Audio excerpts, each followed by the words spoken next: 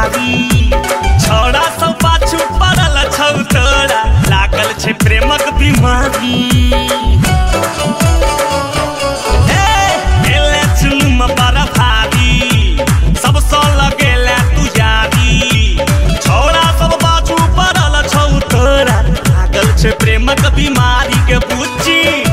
Routing सबके सुबह शाम भ गेलो के बुच्ची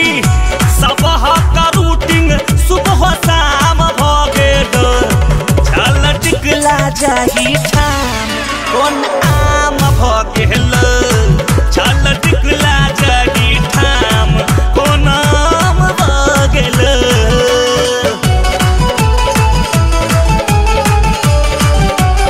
आप सुन रहे हैं गंगा कैसेट की प्रस्तुति।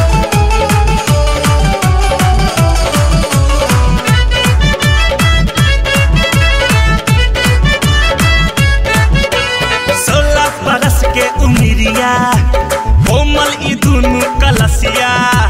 काकर सा सागर बने लगे गोरी देखते हैं काटी अहुरिया 16 बरस के उमरिया कोमल ई दुनु कलसिया काकर सा सागर बने लगे गोरी देख के काटी हम अहुरिया के पूछी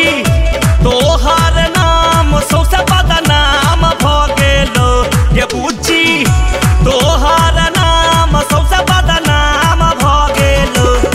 चल टिकला जाही ठाम कोन आम भ गेलो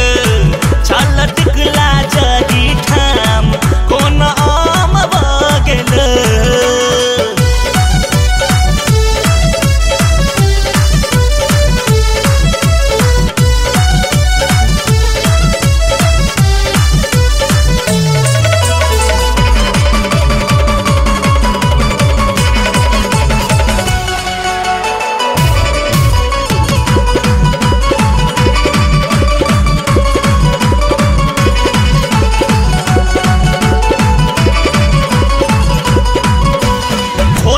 युग छे जमाना